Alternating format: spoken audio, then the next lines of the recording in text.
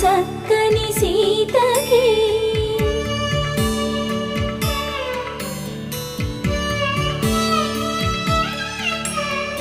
ఎర్ర జాబిలి చేయి రాముడేడని అడుగుతుంటే